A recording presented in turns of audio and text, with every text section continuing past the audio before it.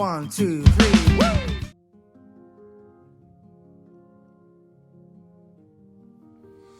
Hello, Nick. Hi.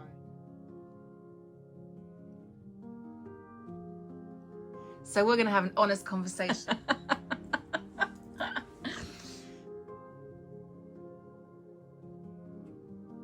There's a lot of things under the surface that goes unnoticed.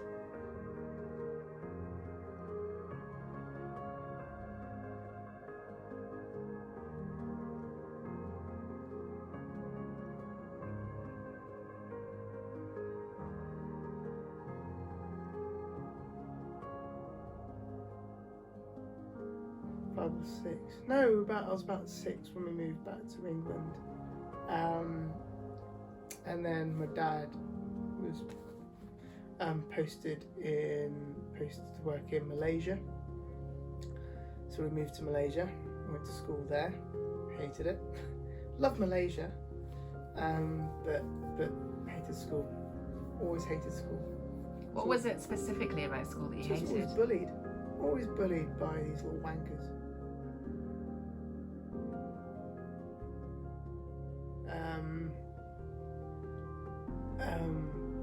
Because I was different.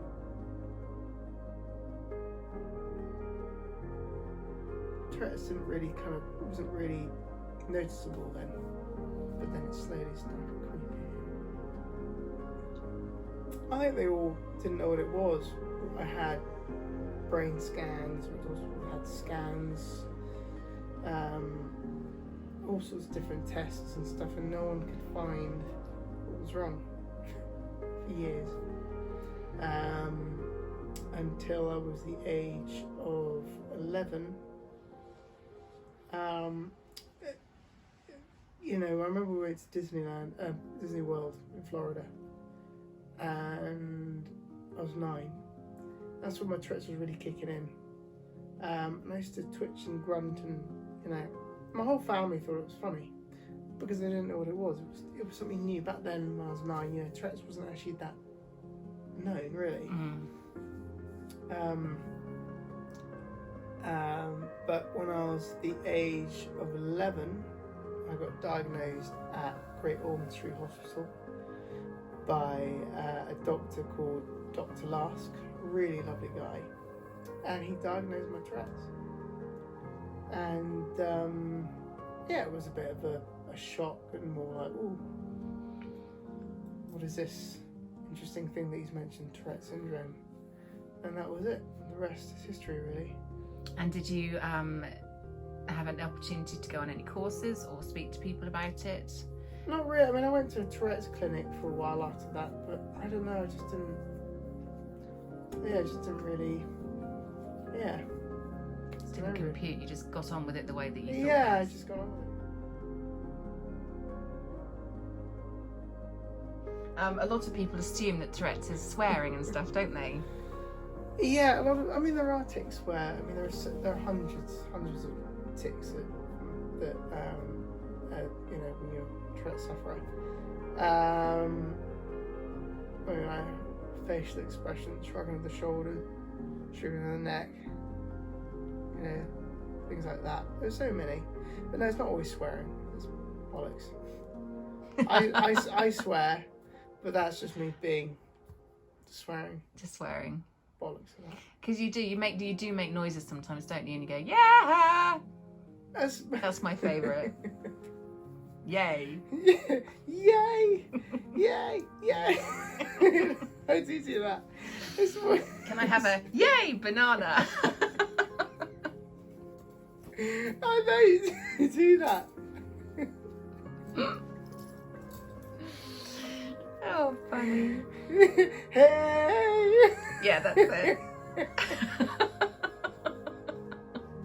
gonna laugh. I know, you have to You laugh. have to laugh. It gets you through,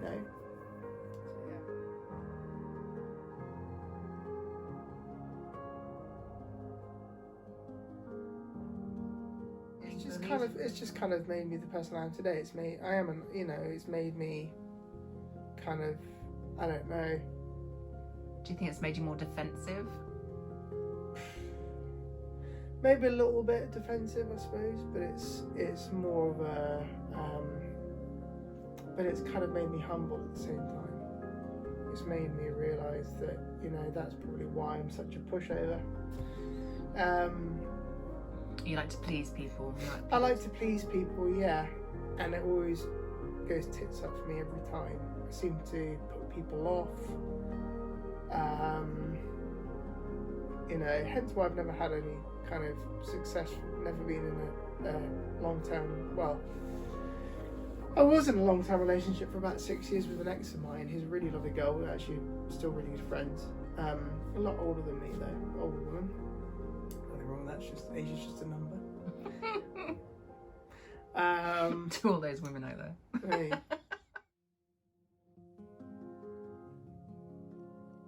Successful relationships at all, really. It's sort of the whole Tourette's and the OCD situation that kind of gets in the way.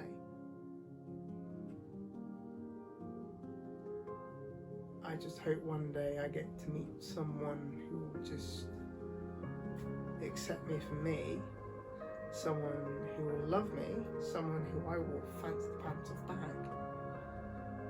Vice versa. So this isn't a dating site, you know that? I know this is not a dating site. It's not a dating interview. No, but you know, I'm just saying the Tourette's in general, not just about, you know, meeting someone or being in a relationship or whatever. It does get in the way. It does cause problems. What sort of problems do you think it causes? How do you see it being a nuisance? Well, it's just the OCD that gets in the way. It's not so much the Tourette's, it's the OCD, the cleaning, the hoovering. But you know, I'm not going to change.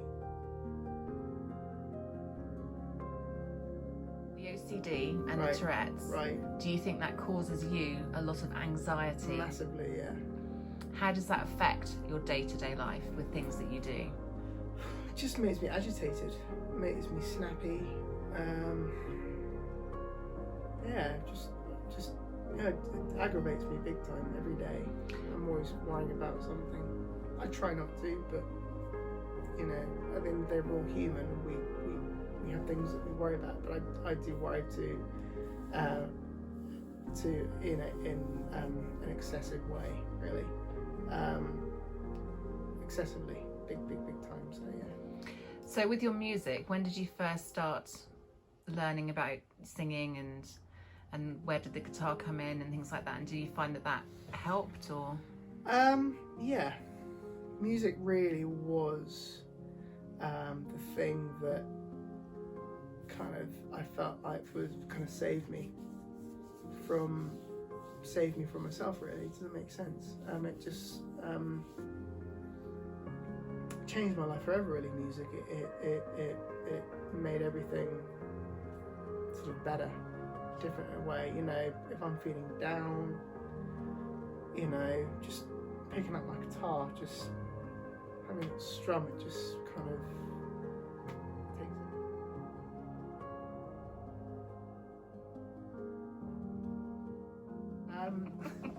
it. But no,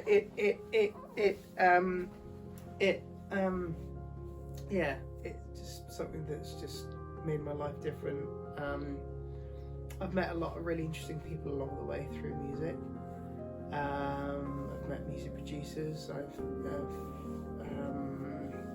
I've met all sorts of people, but unfortunately, because of my problems and Tourette's, I have upset a lot of people in the music industry. I've let down a lot of bars and pubs and stuff as well in the past because of my panic. A few years ago, I lost my voice, which is just, you know, musician's nightmare, really. I lost my voice.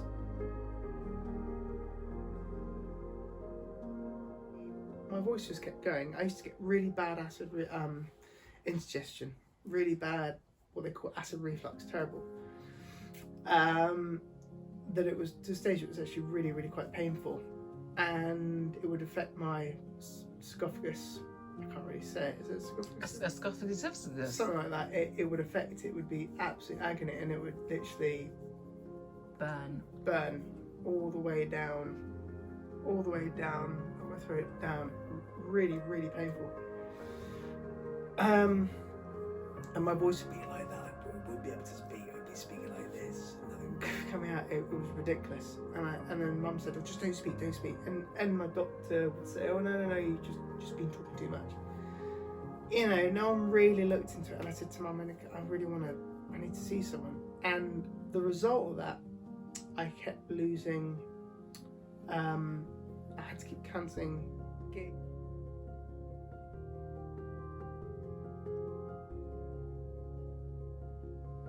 And it was just the frustration.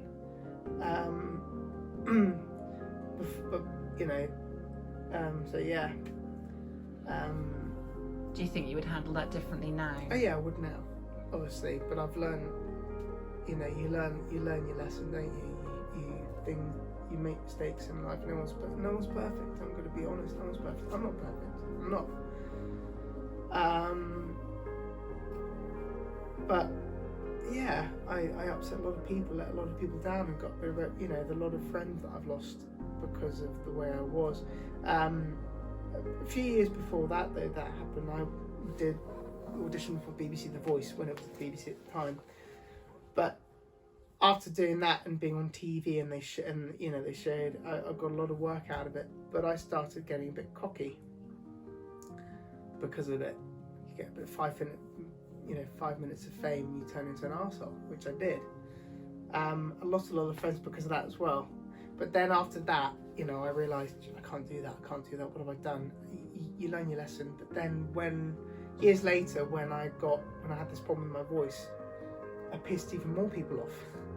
So things for me at the time were just going downhill, then uphill. Everything was going downhill rapidly. I was building up this bad reputation. And then I eventually went privately to see a throat specialist. ENT.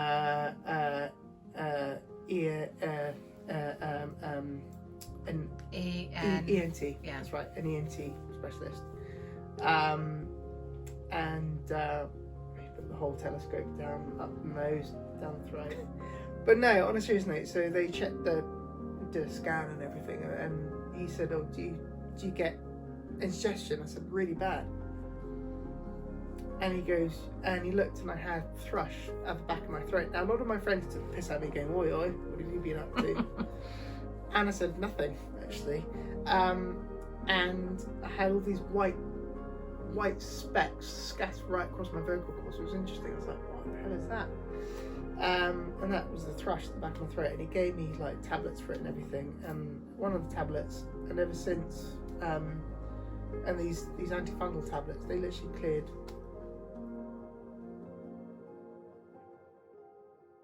All you can do is apologise. That's the best you can do. It's up to those people to forgive you, to accept your apology and go, fine. The way I look at it, time heals. Do you think the saying, it's not what happens, it's how you deal with it that counts, is true? Yeah. And do you think that you're trying to live your life a bit more like that now? I am.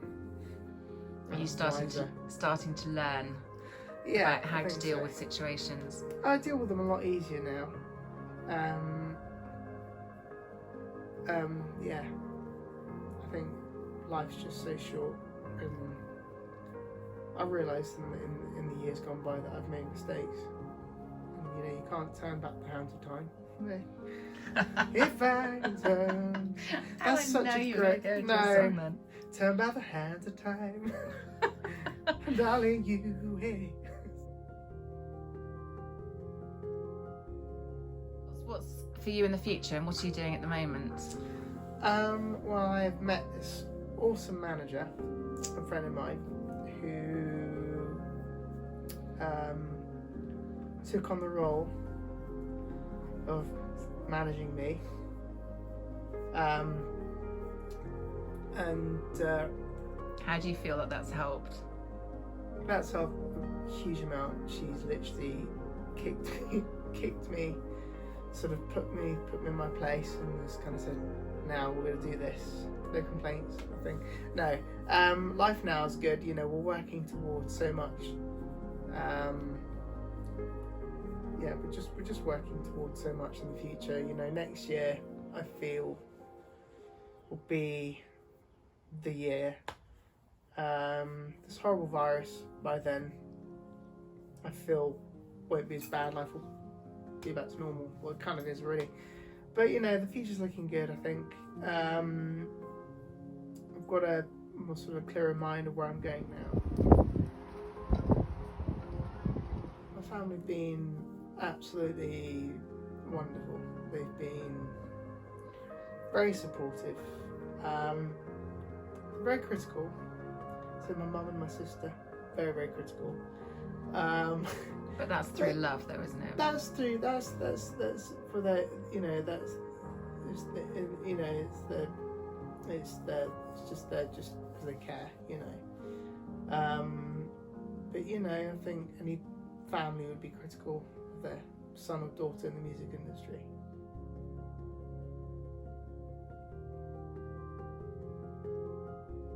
They've been lugged your luggage, helped you turn up to things when you have. Oh yeah, they've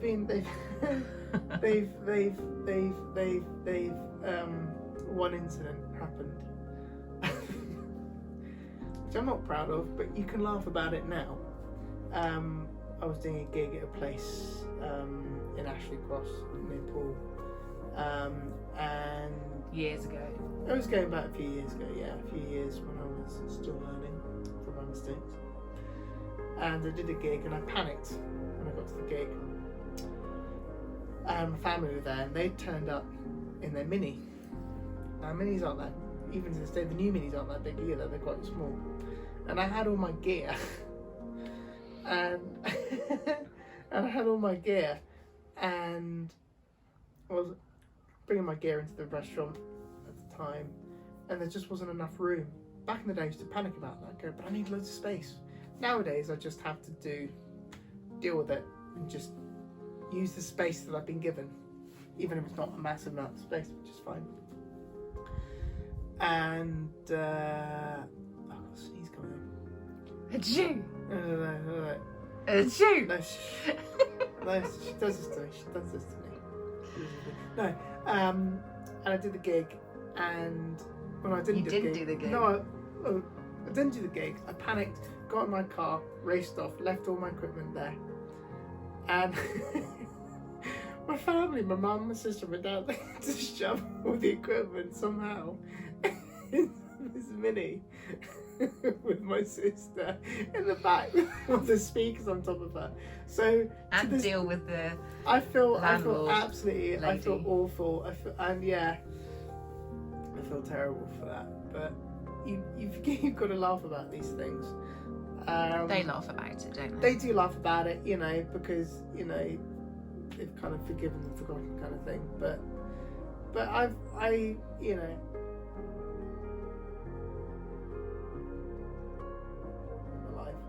It is since I hit my mid-30s, late 30s, that I feel like I just literally just woke up one morning and thought, no more blocking finger. Yes, we I should get a tattoo that says blocking. One thing I noticed about Nick when I first became friends with him again on Facebook is that he blocked me about 5 times, I think.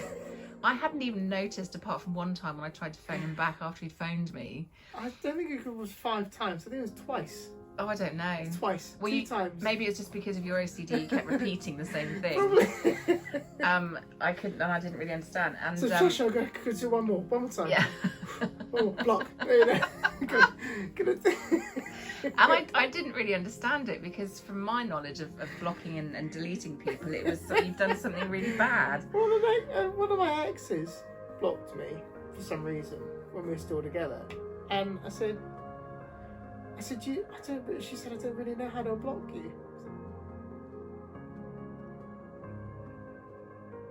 I'll start again. Anyway, so I was in this car park and I was parking and I went to go and get my ticket. And as I was getting my ticket, I did that twitch. And at the time, this woman was there, this elderly woman. And she suddenly caught my eye. She went, oh! And I was like, I'm sorry, I've got Tourette's, I'm not making faces. She's like, oh, where's going for a ticket in her car? And she took another look, turned around at me and went, oh. It was like, I did nothing wrong. I was twitching, I couldn't help it. So that made me feel awful. And I just wanted to say, I'm sorry, I've got Tourette's, I'm not making faces at you. But hey, rock and roll. It's all about life, really. So from now, you are writing some new songs, and you're coming up with new melodies. Yeah. And you are focused on your music. I am focused 100% on my music now, 110%. That is your life, and that is your passion. That is my life, and that is my passion. No time for relationships right now or anything. Just focused, tunnel vision, really. And we've got you know, maybe the odd fling. But sorry, go on. you now have a manager who is awesome, taking over all of the admin and all of the things that you used to get really panicky about. Yeah, and it's couldn't cope with, really. It's a godsend, really. So you focus on your music and your melodies and your singing, everything, and my health. Yeah. I'm on a new. Starting today, actually, doing a new fasting diet, but it's a healthy one. It's more of a lifestyle, isn't it? Yeah, it's going to be, because at the moment I usually do a lot of cardio, a lot of running, but I've done my foot in, so I can't remember the name. Something fasciitis. I don't know. I'm sure you guys wouldn't know what I mean. I don't know. It's under the heel of my foot, so it's very, very, very, very painful. So I can't run. So I'm having to change my lifestyle a little bit, tweak it a little bit. Is there anything else you'd like to say? No, I don't think so. I think I think we've got a lot, don't you? I think we've got a lot.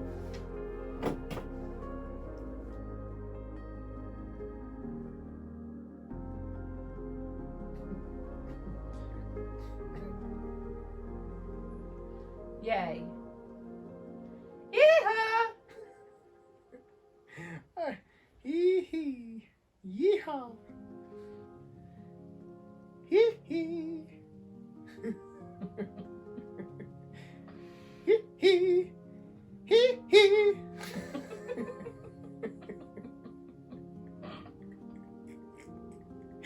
Poor Michael Jackson for going, hee-hee, Shimon. No, Michael, it's come on, not Shimon. That's what you were doing in the car. Shimon. Shimon. Shimon. I love Michael Jackson on South Park. That's sweet. Hee hee ho!